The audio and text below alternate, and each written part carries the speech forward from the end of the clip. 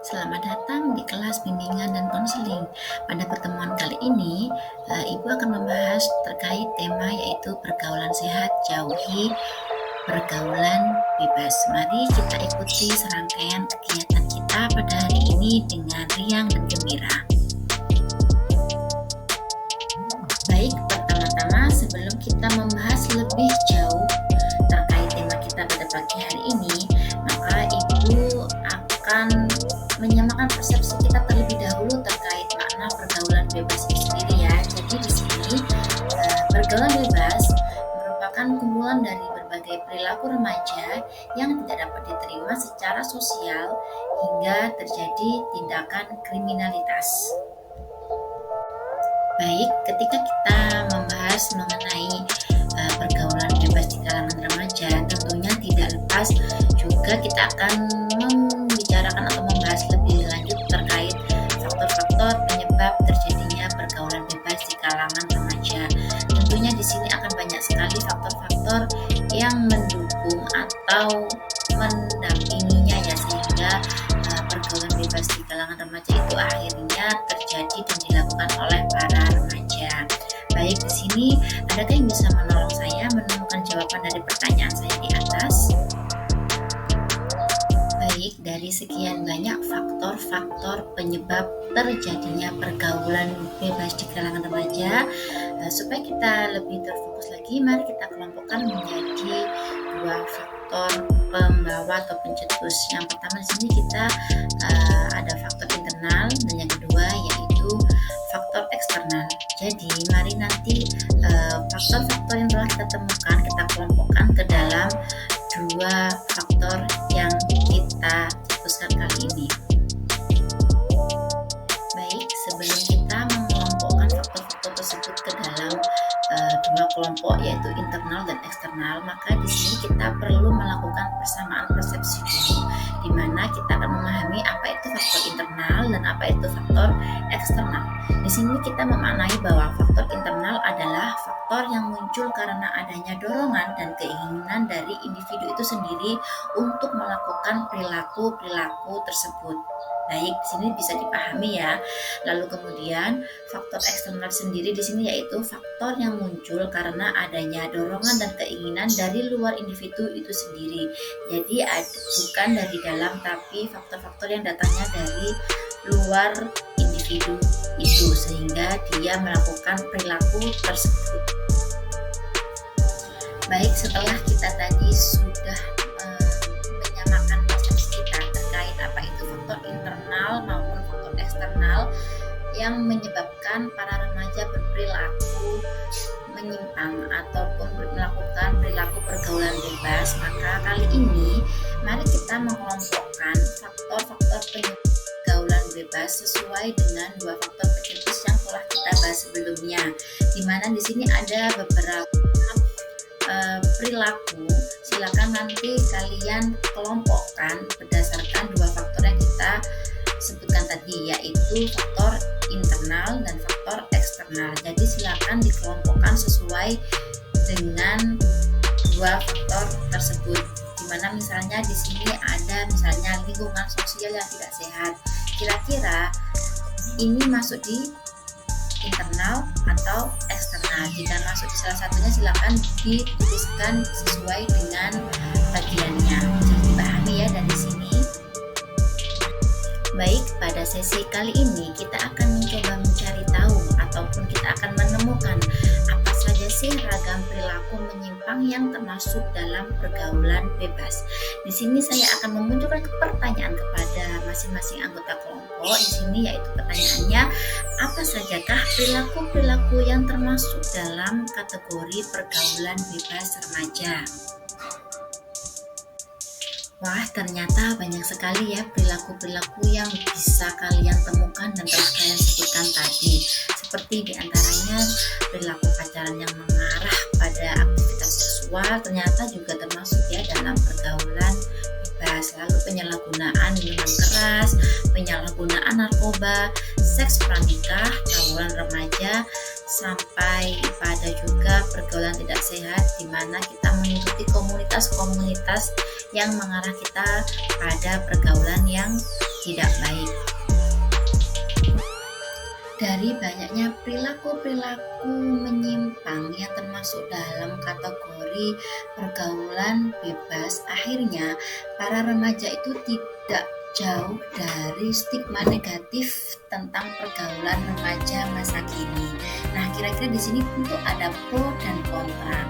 Bagaimana kalian menyikapi terkait pro kontra tersebut? Apakah kalian setuju dengan stigma tersebut ataukah kalian kontra dengan pernyataan tersebut? Mari kita diskusikan bersama-sama pada sesi kali ini. Pada sesi ini, saya akan membahas terkait fakta-fakta pergaulan bebas. Di sini saya tidak akan berkata tanpa data. Jadi di sini saya akan memberikan data dari beberapa hasil penelitian dan survei terkait dengan pergaulan remaja di Indonesia ini yang mulai banyak melakukan perilaku pergaulan bebas. Untuk data yang pertama, di sini saya mengambil data Badan Keluarga Berencana Nasional atau BKKBN. Di sini diketahui terdapat 55% remaja pria dan 1% wanita merokok, 15% remaja pria dan 1% remaja wanita menggunakan obat terlarang. Lalu kemudian di sini juga kita lihat 5% remaja pria melakukan minuman beralkohol, lalu 8% pria dan 1% wanita yang pernah melakukan hubungan seksual saat pacaran. Wah, ternyata ada benarnya ya stigma-stigma yang sempat kita bahas tadi terkait dengan stigma pergaulan bebas di kalangan remaja kita saat ini, dan dibuktikan oleh adanya penelitian ataupun survei dari lembaga tertentu. Selanjutnya yaitu data yang dikeluarkan oleh Komisi Nasional Perlindungan Anak atau biasa kita singkat dengan KPAI. Di sini didapatkan hasil bahwa 93,7% remaja di Indonesia pernah melakukan ciuman, petting, dan oral seks. Selain itu, persentase remaja SMP yang sudah tidak perawan adalah sebesar 62,7%. 21,2% remaja SMK pernah melakukan aborsi dan 97% remaja pernah menonton film porno. Dari temuan ini nantinya saya ingin mendapatkan reaksi tanggapan dari masing-masing anggota kelompok untuk kita jadikan bahan diskusi lebih lanjut lagi yang tentunya akan lebih seru dan mengasyikkan ini tentunya ya teman-teman. Yang ketiga yaitu berdasarkan survei dari SDKI 2017 yang dilakukan oleh Badan Kependudukan dan Keluarga Berencana Nasional atau BKKBN, juga diketahui bahwa perilaku pacaran dengan aktivitas seperti berpegangan tangan, berpelukan, ciuman bibir akan mengiring kepada perilaku tindakan seksual pranikah seperti yang telah dipaparkan pada data sebelumnya, di mana remaja di Indonesia dalam aktivitas pacaran melakukan hubungan seksual dengan jumlah proporsi sebesar 7,6% atau setara dengan 12.612 remaja pada pria dan 1,5% atau setara dengan 9.971 remaja pada wanita. Ternyata jika kita tunjukkan nilai sesungguhnya dari persentase itu ternyata sangat besar sekali ya nilainya, sehingga bahkan sampai ribuan atau puluhan ribu remaja kita telah melakukan perilaku tersebut. Di akhir penghujung sesi ini, kita akan membahas dampak pergaulan bebas. Tentunya tadi sudah banyak sekali ya ragam perilaku yang termasuk dalam kategori perilaku pergaulan bebas di kalangan remaja. Di sini saya akan mengelompokkan dalam 3 ataupun 4 perilaku. Jadi silakan nanti kalian tuliskan dalam sticky notes dan ditempel pada kertas yang telah saya sediakan tadi untuk masing-masing kelompok. Di situ nanti silakan kalian tuliskan dampak-dampak dari perilaku tersebut. Misalnya di situ ada free sex, maka kalian silakan temukan sebanyak mungkin perilaku free sex itu berdampak apa saja. Lalu narkoba, miras, rokok saya jadikan satu. Juga silakan kalian temukan apa saja sih dampak yang bisa terjadi ketika kita melakukan penyalahgunaan narkoba, miras hingga rokok. Dan yang terakhir yaitu tawuran remaja ataupun ketika kita mengikuti komunitas tidak sehat, kira-kira akan berdampak apa saja kepada kita sebagai remaja atau khususnya kita masih sebagai pelajar di salah satu sekolah.